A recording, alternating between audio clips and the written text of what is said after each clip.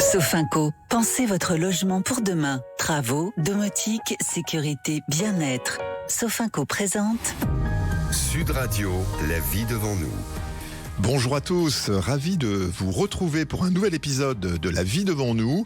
Chaque dimanche, avec nos invités qui sont là, on vous donne envie de bien vivre votre âge avec le sourire. Alors cette émission, elle est faite pour vous, que vous soyez enfants, parents, grands-parents et arrière-grands-parents, on les oublie pas, parce que oui, c'est une première dans l'histoire. 4 générations cohabitent aujourd'hui, ensemble. Il faut dire qu'on a gagné plus de 30 ans d'espérance de vie en un siècle, ce qui est quand même exceptionnel. Et puis ici, on va partager justement des histoires de vie, des témoignages, des conseils concrets pour mieux vivre ensemble à tous les âges de la vie. Alors aujourd'hui, une émission très concrète autour d'un sujet essentiel, comment bien vivre chez soi, plus longtemps et en toute sécurité. Dans un instant, nous serons justement avec le docteur François Bertin-Hugo, gériatre, qui vient régulièrement nous donner ses bons conseils pour comprendre les nouveaux enjeux du vieillissement à domicile et les signaux faibles à repérer pour éviter les ruptures. Notre grand invité sera ensuite Martin Laganne, qui est porte-parole de l'ANAS, c'est l'Agence nationale pour l'habitat, qui nous expliquera plus précisément justement quelles aides existent pour adapter son logement, combien elle couvre quoi, et puis surtout comment être accompagné près de chez soi. Et puis, dans Vivre ensemble, nous retrouverons Marine Livotti, directrice de l'Office du viager, pour éclairer cette solution. Alors, viager, on en parle beaucoup, mais c'est encore assez méconnu, en tout cas avec des légendes urbaines. Et puis c'est très avantageux pour compléter sa retraite. Un programme riche, utile dans cette période de fête et très concret pour mieux vivre à tous les âges. On n'oublie pas que cette émission est bien évidemment la vôtre. Appelez-nous, posez des questions au 0826 300 300 et tout de suite, on parle du lieu le plus précieux, votre logement. Sud Radio, la vie devant nous. On ouvre notre séquence Bien vivre chez soi. Alors, comment prévenir justement les fragilités quand elles deviennent des urgences ? On reçoit aujourd'hui le docteur François Bertin-Hugo, gériatre, cardio-gériatre pour être précis. Alors, docteur, justement, on va aborder un sujet clé. Comment repérer assez tôt, en tout cas, les fragilités lorsqu'on est un peu plus âgé, que ce soit lorsqu'on est aidant, mais aussi lorsqu'on est concerné, pour justement rester chez soi en sécurité. Alors, on va parler d'un sujet des 5 sens. C'est la vue. Ben oui.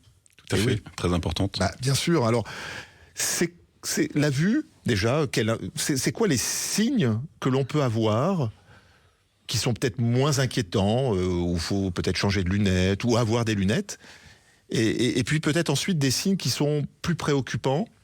Quels sont un peu les critères ? Alors je crois que ça reste quand même préoccupant si on s'en rend compte, parce que la plupart du temps, si effectivement c'est progressif, on s'en rend compte au bout d'un moment, mais c'est pas aigu. Et ce, évidemment, pour lequel il faut consulter de façon rapide, c'est quand on a une douleur oculaire, quand on a une rougeur et quand on a une baisse de vision. Là, il n'y a pas de doute, il faut aller aux urgences, il faut aller au 15-20 si on est à Paris. Il faut aller, je sais pas où quand on est en province, mais là c'est important. Aux urgences, oui. Mais donc c'est quoi ? C'est une baisse. D'un seul coup, je vois plus rien, c'est ça ? Ouais, une baisse rapide de l'acuité visuelle. Il faut y aller. Il y a un œil rouge avec en plus une baisse, avec en plus des douleurs. Tout ça doit nous inquiéter. Alors si c'est que un œil rouge qui gratte un peu, et qu'il n'y a pas de baisse d'acuité visuelle, en général c'est plutôt des problématiques de conjonctivite, d'allergie, choses comme ça. Après pour les autres pathologies, parce que évidemment il y a beaucoup de pathologies sur le plan oculaire, mais c'est vrai que quand on avance en âge, on fera attention en cas de baisse de vision récente et progressive, mais à condition qu'elle soit récente. Si c'est très progressif, il faut aller voir l'ophtalmo, mais il y a probablement moins d'urgence.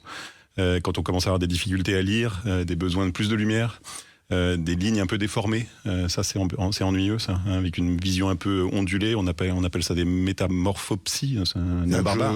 Je regarde de près ou de loin et je vois je vois des lignes qui normalement je devrais voir à droite qui commencent à onduler un petit peu, à bouger un petit peu, avec des tests d'ailleurs qui existent. Sans avoir bu une goutte d'alcool, bien évidemment. Évidemment. On précise. On précise. Quand on commence à avoir une tache centrale un peu sombre, un périphérique un peu flou, des sensations d'éblouissement, des visions un peu doubles, des diminutions de champ visuel, des taches noires, des éclairs, tout ça doit nous inquiéter. Alors les taches noires et les éclairs particulièrement, puisque effectivement ça signe des problématiques.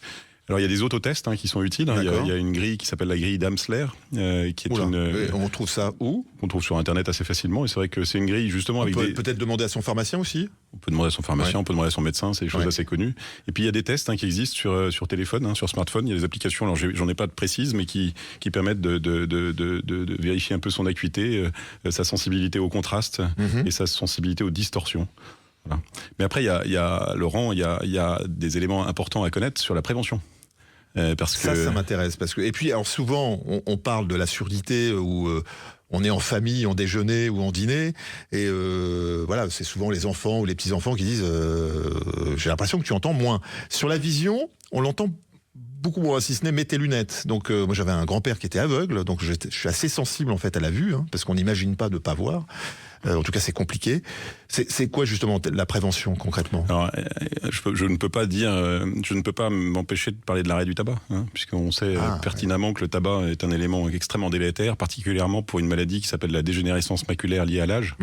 Qui est une maladie que l'on voit, qui est importante et qui en plus, sur laquelle on a quand même des difficultés de traitement, particulièrement sur la forme sèche, qui parfois peut devenir humide, qui nécessite des injections, sur lesquelles il y a beaucoup de recherches, mais sur lesquelles il est complexe d'être correctement traité aujourd'hui. Et après, il y a l'exposition solaire aussi. Mettez vos lunettes de soleil, ça c'est important. Ça filtre les UV, ça permet de limiter un petit peu les problématiques. Et puis l'activité physique régulière, qui également est un excellent moyen de prévenir toutes les complications cardiovasculaires qui, sur le plan oculaire, peuvent être ennuyeuses. Faut consulter. Un peu comme peut-être le dentiste. Moi, je conseille volontiers de consulter régulièrement un ophtalmo, effectivement, une fois par an. Pour s'assurer que, alors surtout quand on avance en âge, pour s'assurer que des pathologies comme la cataracte, qui sont très connues, qui aujourd'hui s'opèrent bien, sont prises en compte, parce que c'est vrai que c'est une pathologie qui doit être prise en compte de façon suffisamment précoce, pour s'assurer qu'on n'a pas un glaucome, dépistage dès l'âge de 40 ans, le glaucome, intéressant, surtout si on a des antécédents familiaux. Oui. Donc, allez voir régulièrement, faites tous les ans, faire un check. Et puis si on a des pathologies oculaire aussi. Tout à fait, glaucome, tension oculaire, c'est la même chose. Donc je suis pas médecin, tout à fait, donc je le précise. et puis évidemment, si on est diabétique, si on a de l'hypertension, et même d'ailleurs si on est myope. Parce que la presbytie, c'est quelque chose qui nous ennuie quand on avance en âge, mais qui est retardé par la myopie. Voilà, donc être myope, c'est embêtant jusqu'à un certain âge, mais après, finalement, ça peut être un petit peu arrangeant. Alors pas très longtemps, mais ça, mais ça peut l'être un petit peu. Merci beaucoup, docteur. Donc, on vous écoute là aujourd'hui, mais c'est important d'être, de bien lire, de continuer à bien voir, et puis aussi, surtout, lorsqu'on conduit encore un véhicule, c'est important, quel que soit son âge. On n'oublie pas de mettre ses lunettes, même si parfois ça peut être moins esthétique, et ça c'est la prévention. Et puis maintenant, c'est l'heure de notre grand entretien. Sud Radio, la vie devant nous. Eh bien, on parle beaucoup du maintien à domicile, mais pas forcément de l'adaptation du logement, et puis sans justement cette adaptation, rien n'est possible. Alors, pour nous aider à comprendre quelles aides existent vraiment, quelles finances, comment elles fonctionnent et qui peut justement vous accompagner, on a le plaisir de recevoir Martin Laganne, qui est porte-parole de l'ANA, l'Agence nationale pour l'habitat. Bonjour Martin. Bonjour, merci beaucoup de votre invitation. Alors, avant d'entrer justement dans le détail des aides, pourquoi l'adaptation justement du logement est-elle devenue un enjeu national majeur ? Alors c'est un vrai sujet, et c'est un sujet qui concerne tout le monde, soit personnellement en raison de son âge ou d'une situation de handicap, soit en raison de proches qui vont être confrontés en vieillissant à la perte d'autonomie. Et dans quelques années, un tiers de la population française aura plus de 60 ans. Donc c'est vraiment un enjeu dont il faut qu'on prenne conscience. Il y a un enjeu national à adapter nos logements, parce que pour pouvoir vieillir chez soi, et c'est vraiment le souhait d'une immense majorité de seniors, il faut pouvoir adapter son logement pour vivre dans un environnement à la fois confortable, sécurisé et adapté à ses capacités. Ouais. Alors justement, l'ANA, vous avez fait de l'adaptation un axe prioritaire, parce qu'il y a un enjeu et puis surtout un souhait pour tous les Français de rester chez soi. C'est quoi les types de travaux concernés ? Alors, les travaux d'adaptation de son logement, ils sont très variés. Ils vont toucher à tout ce qui touche à l'accessibilité à son logement. Les travaux aussi qui vont permettre une meilleure mobilité ou une meilleure sécurité à l'intérieur de son logement. Donc si on est très concret, vous avez les rampes d'accès à son logement ou les montes-escaliers. Ouais. Vous avez tous les travaux qui vont permettre d'adapter sa salle de bain pour éviter ou réduire le risque de chute. Et puis vous avez aussi des travaux plus simples autour de la domotique qui vont faciliter votre quotidien, comme voilà, pour baisser ses volets de façon automatique et qui vont éviter de faire certains mouvements. Et c'est vraiment le message à retenir. Toutes les pièces peuvent faire l'objet de travaux d'adaptation. L'objectif, c'est pas justement de transformer son logement en chambre d'EHPAD, mais c'est justement d'avoir un logement confortable où toutes les salles sont adaptées pour pouvoir continuer à vivre normalement. C'est important ce que vous dites, hein. On ne transforme pas un logement en résidence médicalisée. Je crois qu'il y a aujourd'hui des équipements qui sont très beaux, beaucoup de design, et qui évitent justement les chutes ou autres. Alors, ça va jusqu'à la cuisine. Alors, si on parle un peu de finances, justement, quelle aide, jusqu'à combien je peux avoir, quel montant ? Alors, aujourd'hui, la principale aide, c'est MaPrimeAdapt. Elle est versée en effet par l'Agence nationale de l'habitat et elle permet de couvrir justement tous ces travaux et elle peut aller jusqu'à 15 400 €. C'est-à-dire, en fait, elle permet de couvrir 70% de la facture de vos travaux, jusqu'à 70%. C'est énorme. C'est énorme et ça permet vraiment des travaux, des projets de grande qualité et qui permettent justement de ne pas se réduire à ici l'escalier ou là où la salle de bain, mais vraiment d'avoir un projet complet pour adapter son logement et d'embarquer toutes les pièces de la maison. Ouais. Et alors, si on donne peut-être à nos auditeurs un montant, alors c'est réservé uniquement aux revenus modestes ou très modestes, ou c'est plus large ? Tout à fait. C'est une aide qui, pour l'instant, est réservée aux 40% de la population les moins aisés. Donc les revenus modestes et très modestes. Mais vous avez de toute façon la possibilité de vous faire accompagner, quels que soient vos revenus, pour envisager un projet de travaux. Après, vous aurez l'aide ou pas. D'autres solutions de financement peuvent exister, notamment des aides de vos collectivités locales, de vos caisses de retraite. Ce qui est important vraiment, c'est d'être bien accompagné, parce que avant de penser financement, il faut penser au projet, de quels travaux j'ai besoin, quels sont en fait les travaux qui vont me permettre, moi, dans mon logement, dans ma situation personnelle, de pouvoir continuer à vivre en toute sécurité. Le montant moyen, je crois que c'est 9 000, 10 000 € à peu près pour pouvoir adapter son logement. On est dans une fourchette entre 8 et 10 000 €. Ouais. Mais on a vu surtout que grâce à MaPrimeAdapt, on a de plus en plus des projets de travaux ambitieux qui permettent d'embarquer plus de travaux et donc de mieux sécuriser ces logements. C'est une aide récente. Elle a été créée, MaPrimeAdapt, en 2024. Voilà, le 1er janvier 2024. Donc je pense que très peu d'auditeurs la connaissent. On va continuer, on marque une courte pause. Dans un instant, on va justement voir comment être accompagné, par qui, comment monter un dossier, et puis surtout où s'adresser concrètement près de chez soi. Sofinco, pensez votre logement pour demain. Travaux, domotique, sécurité, bien-être. Sofinco présente Sud Radio, la vie devant nous. De retour sur Sud Radio, vous êtes toujours dans la vie devant nous, votre émission qui casse les clichés sur les seniors, mais pas que. Voici la seconde partie de notre émission, avec toujours notre grand invité, Martin Laganne. Nous sommes de retour avec la grande question des auditeurs, qui peut m'aider et à qui je peux m'adresser en premier pour cette fameuse prime, MaPrimeAdapt? Alors il y a un réflexe à avoir, c'est le réflexe France Rénov'.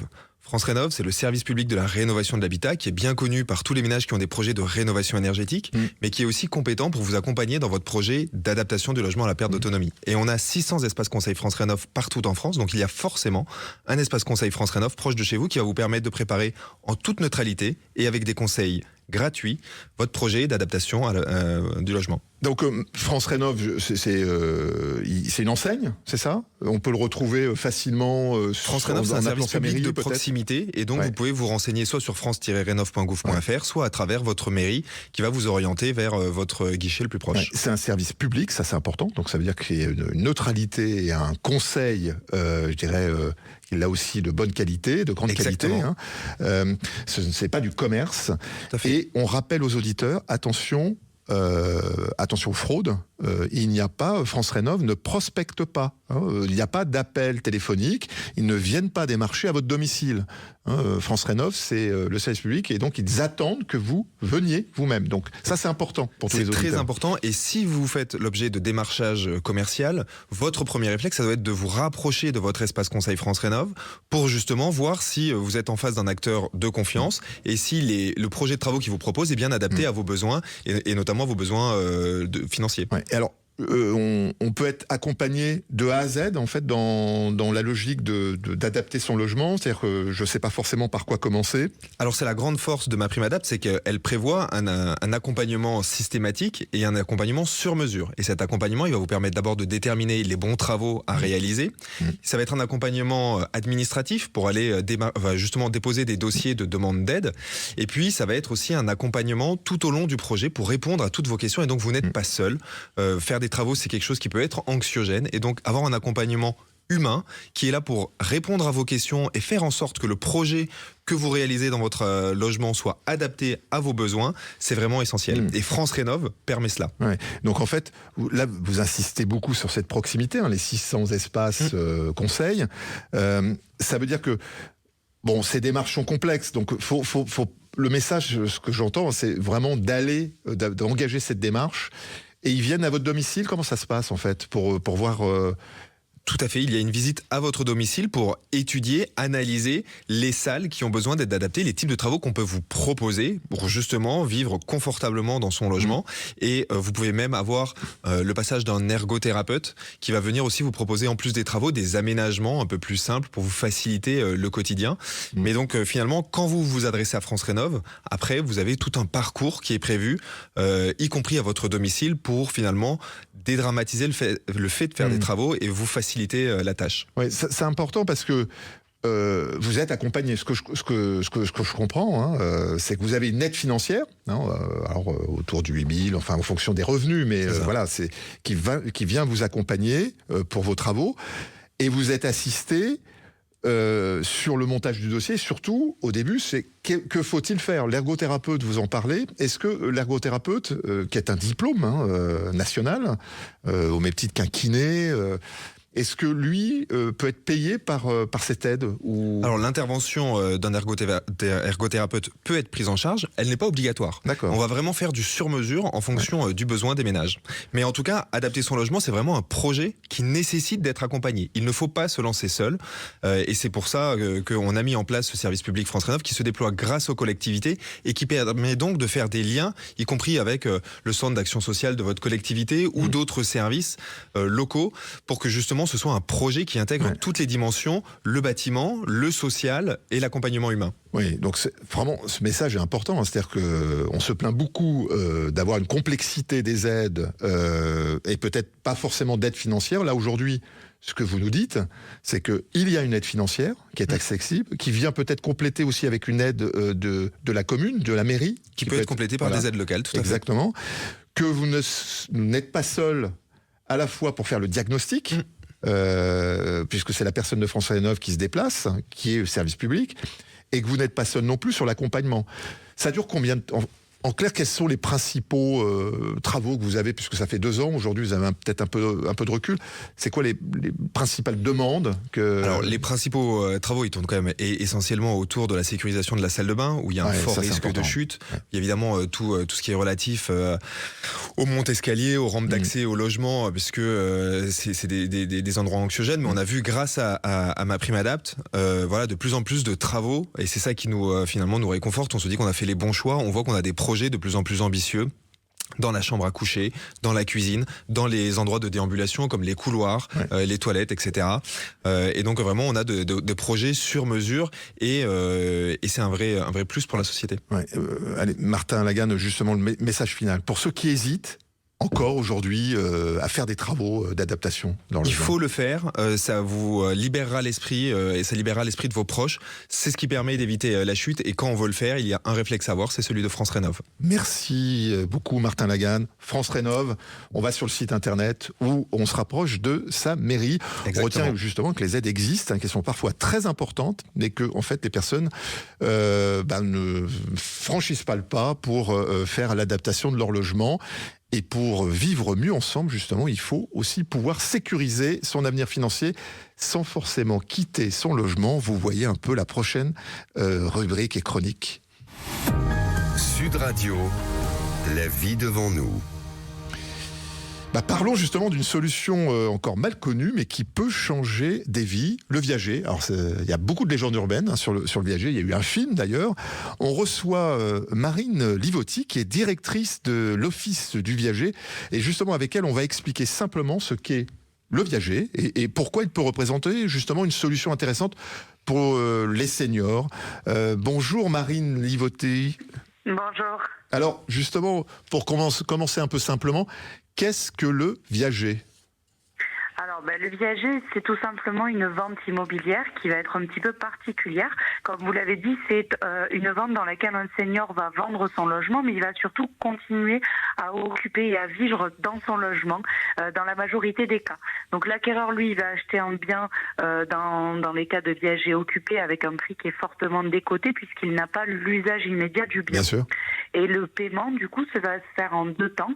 On va avoir d'abord un bouquet qui va être versé le jour où on passe chez le notaire, et ensuite des rentes mensuelles qui vont être un complément de revenus versé à vie pour le senior.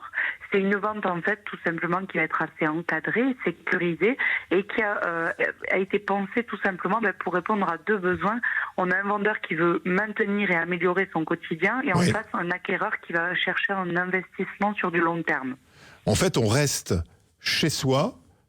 On n'est pas chassé, hein. C'est un acte qui est de passage chez le notaire, hein. Donc on reste chez soi et on reçoit jusqu'à fermer les yeux, hein, on reçoit un complément de retraite, c'est ça, tous les mois ? Exactement. Oui, c'est tout à fait ça. Et puis on a surtout ce bouquet de démarrage qui permet d'avoir un nouveau souffle financier. Et puis après, effectivement, cette rente jusqu'au dernier souffle, comme vous le disiez. Donc ça permet d'avoir une sécurisation du quotidien, j'ai envie de dire, pour le senior.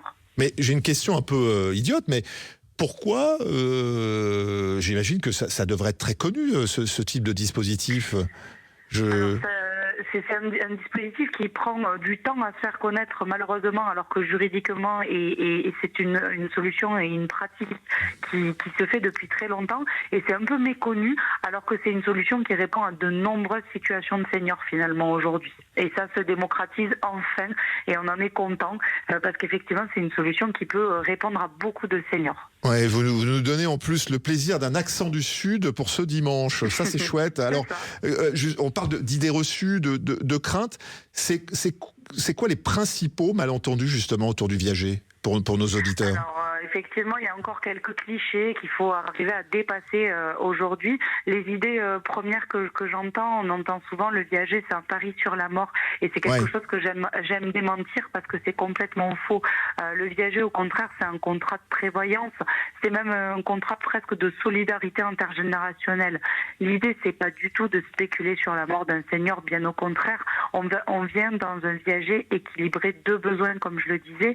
Le senior, lui, il a besoin de rester chez lui, mais à la fois, il a un besoin financier qui se fait sentir. Et l'acquéreur, lui, en face, il recherche un investissement immobilier. Donc, il va avoir l'opportunité d'aider un senior à se maintenir à son domicile et ce, en l'accompagnant financièrement sur quelque chose qu'il a besoin dans le futur, qui est un bien immobilier.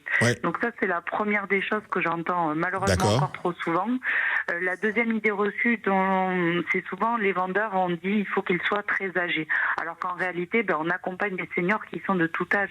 Ça commence à 60 ans, ça va jusqu'à 100 ans. Et on a de plus en plus de retraités, je dirais des jeunes retraités, qui ont à peu près autour des 70 ans, qui sont plutôt en bonne forme, qui vont nous solliciter parce que tout simplement, la retraite, c'est compliqué.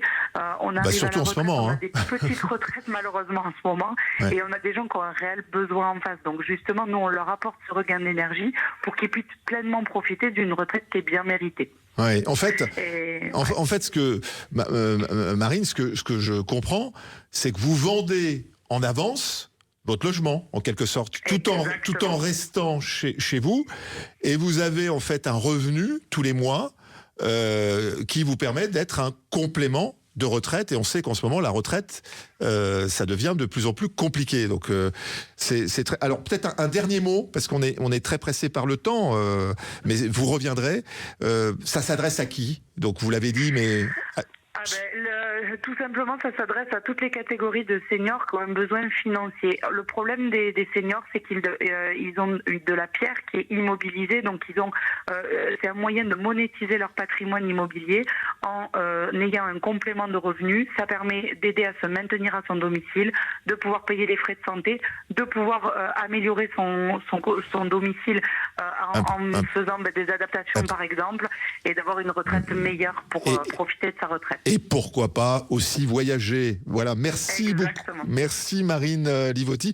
On comprend que le viager, justement, lorsqu'il est très bien encadré, peut être une solution très intéressante et sécurisante pour mieux vivre chez soi. Merci à tous nos invités d'Apser son logement, lutter contre la solitude, bien voir et avoir des revenus complémentaires, autant de leviers pour bien vivre, mieux vivre ensemble, justement, à tous les âges.